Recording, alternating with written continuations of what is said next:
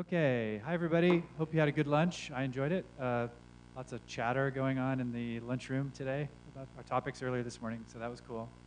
All right, well, great. Well, now we're going to hear from Angel Borroy, and he is a developer at Keensoft. And Angel has been in the community for a long time, and I've always enjoyed working with you, so I'm looking forward to hearing your talk. In its hand. Hello, welcome to this session. This is not really a technical session. I'm just trying to show you how we install Alfresco with our customers. It's a way of installing Alfresco in a controlled way, okay? So, there's no source code in all this presentation. It's strange for a developer conference, but it's so. And we first start with the concepts. We have to think about all this before installing our Alfresco instance.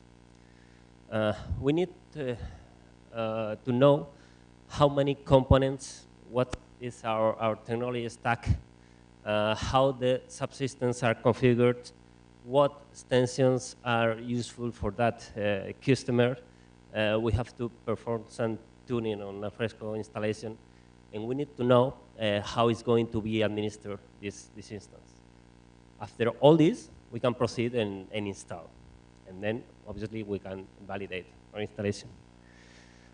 But this is not enough.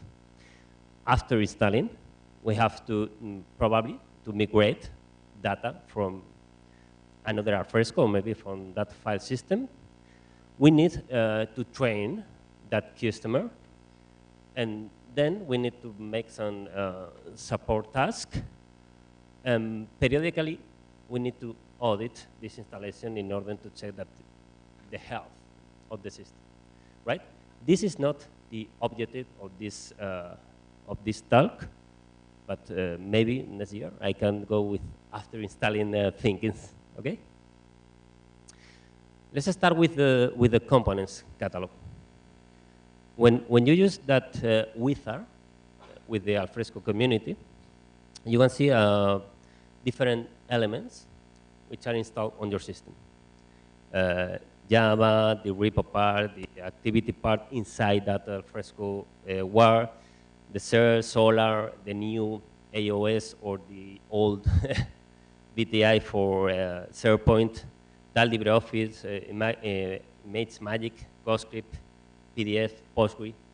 We have all these components, but maybe for an installation, they are not also all required. For instance, if you are not using previewing, you just don't need LibreOffice or Share, or it's just only a repository. You don't need all of these components, right? And also, this is a classic, we have a lot of ports to take care about. We have to define which of these protocols are going to be used in order to make some tuning on our system, or to open ports and to redirect another. What else? We have different ways of integrating with Alfresco or with developing with Alfresco. There are mainly two remote modes, that is the CMIS API and the Alfresco REST API. These are remote. But we have all that are embedded. The repository JavaScript, repository template, Surf JavaScript, Surf platform, the Java public API. We have to define which of these tools are going to be used by our customer in order to include them on the learning, and in order to to install or not any of these components. Let's go ahead with the technology stack. This is very important, and it's a missing issue in many installations, because people tend to think that Alfresco can be installed elsewhere. It doesn't matter. And this is not so. It's even so, but it really is not. We can install on Linux, on Mac, and even we can install on Windows, but it's not running just the same in this operating system. So we have to advise and we have to recommend our customers to install on the best of them. It also can work with Open JDK, but it's not the best option for Alfresco. The application server,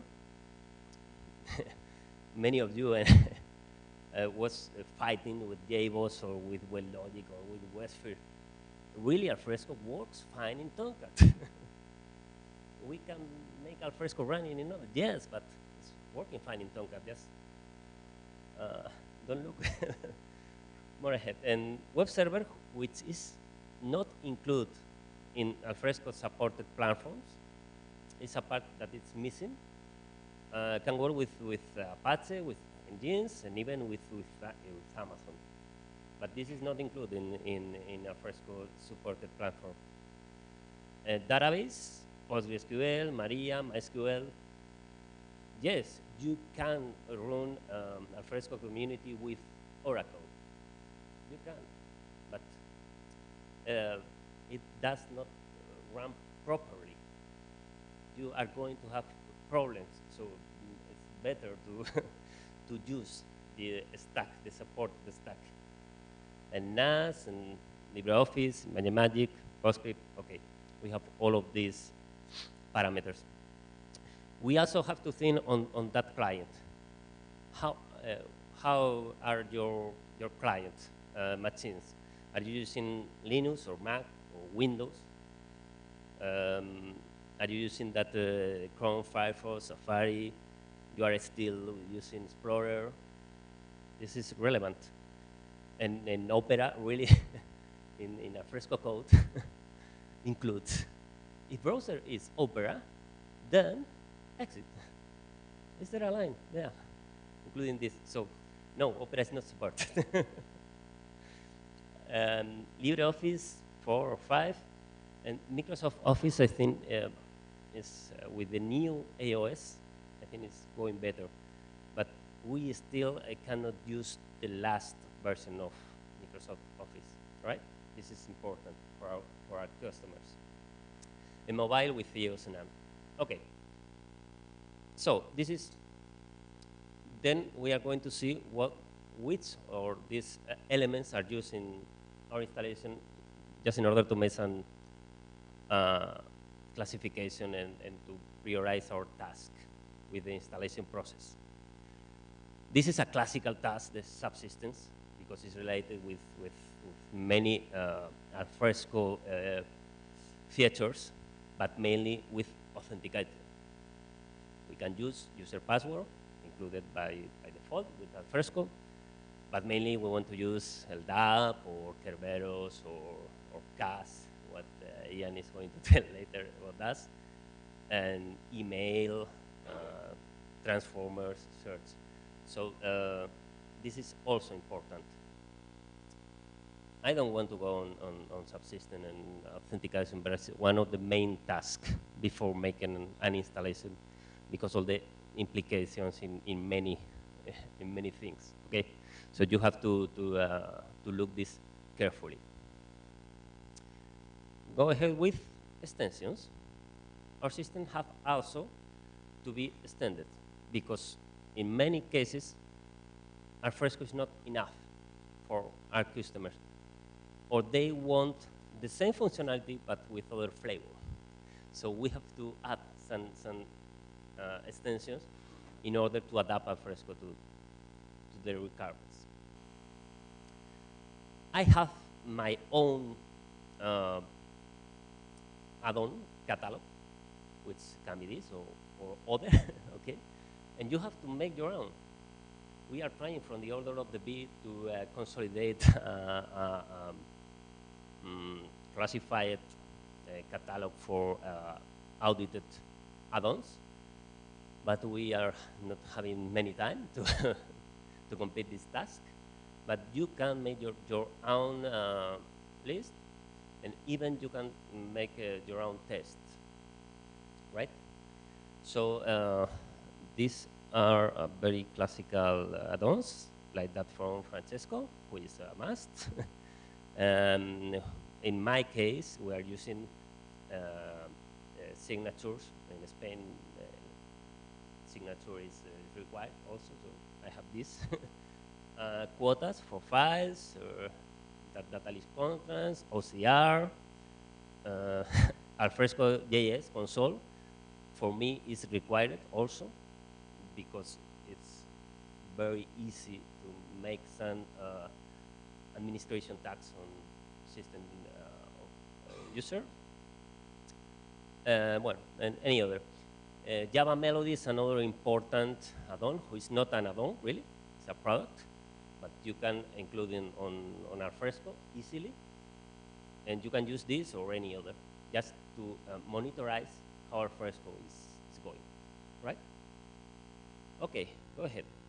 Yes, I was talking to you about this.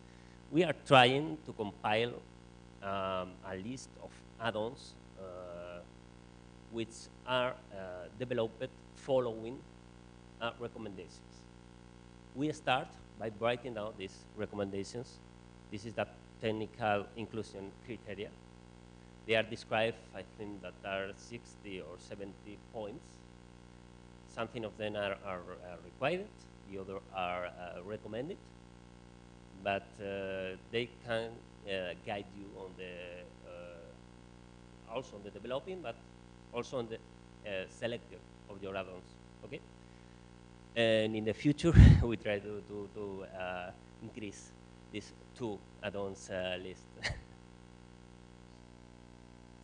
And what else? We need to develop. This is not required. Maybe you can work without developing. But many clients are requiring their own content model. You know, in the last version, you can use that model manager to describe your own content model. It's also an easy task if you use XML files. And this is a required task in many of the Alfresco implementations. You also have 2 custom options that are, from my point of view, required. The one is the archive. So you archive, you send your Alfresco information to another system. This another system can be Alfresco also, but you need to throw away that information which is not work information. You need the other that is publish.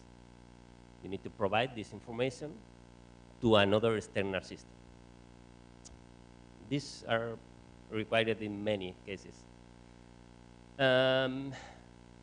What about workflows? I'm not using workflows with Alfresco. I'm just using that 5 workflows by default, which are enough for many cases. And if they are really interested in human-centric processes, I suggest to install activity and to make all that process in activity. Okay, this is my point of view. It's just a recommendation on my part. And another thing that the people likes is that I have not that Alfresco. I have my Alfresco and I have my green, my blue, my I don't know why. What do you want with your logo, with your colors? It's an easy task to do. You have many tutorials. You have the order of the Alfresco share team, which is at GitHub available. So just go ahead. Sizing. Sizing is another thing that is very documented and that you have to take account. The users, the storage volume, and we have to think about each component. If we have a web server, Java server, LibreOffice, database, all of them require memory, and all of them need space. So please, go with all of them. Not just, I don't know, 4 gigas, 8 gigas, for all. No, please. We have different systems. And then we need to scale. They say scale is not supported with community. This is not real true. It's not supported by default, but you can scale Alfresco community, right? Okay. On the administration, you have to think before installing if you know to perform all these operations on the product, on the final system. And it's better to write down all these operations in your manuals before installing. For install, you can use that wizard, you can use installing from scratch. This is not just the last version. We have the 4.1, the F1, third-party distros, as our distro, order of the B, or the loft 1. In Amazon also, you have a template to deploy, or the Alfresco SPK, which I think is oversized for, at least for community usual requirements, but it's there. And you have to document all this installation process, just to know what is on the system. There are others using Git to follow all this process and to document with it that change on the system. But the method, I don't know why, but you have to document your installation, okay? Validating. You have to validate that all your required systems are up. So you need all these URLs to test that they are up, okay? That can be even made by monitoring. But the first validation goes like that. And you need to know that your capacity is so. If you say, this system is for 300 users, okay, you have to test that is now serving 300 users. So use a Semis client, a Selenium WebDriver, Apache JMeter, or whatever.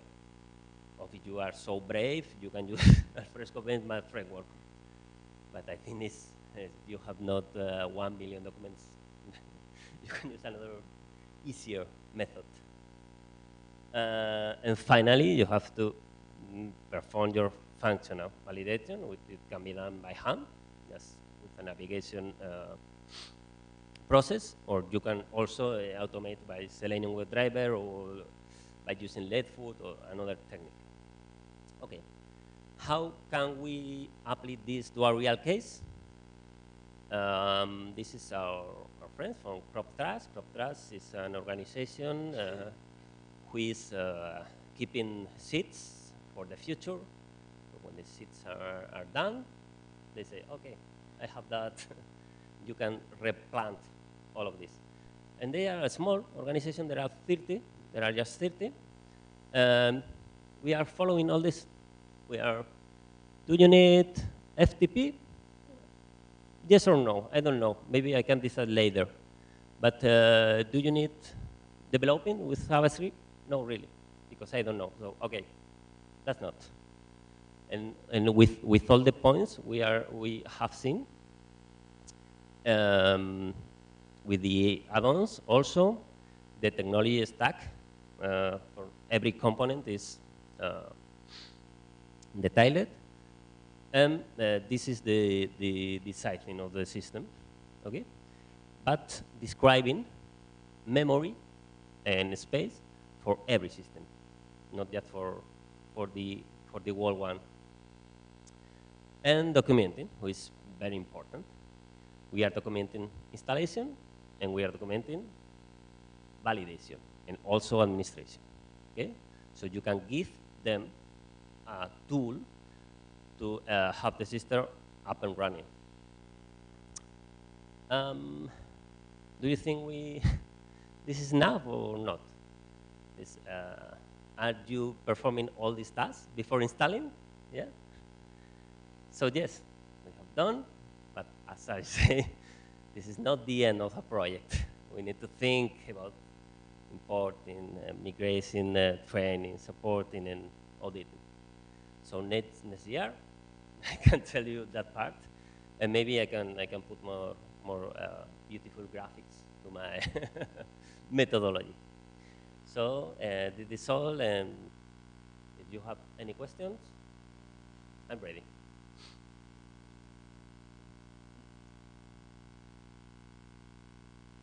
Cool. Thank you, Angel. Okay. Question. Boris has a question.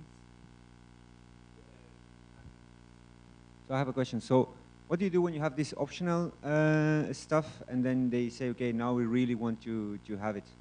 Do you change the agreement with them? Do you need to require new validations, or it's just an incremental, easy step when you decide to put this thing as optional? The optional then goes to accept or reject it. But in the first proposal, it can be this kind of green, orange components, okay? But in the end, it's green or it's red, right? Okay, so you need to make a decision at a certain point, then it's done. Before installing. Any other questions? No. Okay. Cool. Thanks.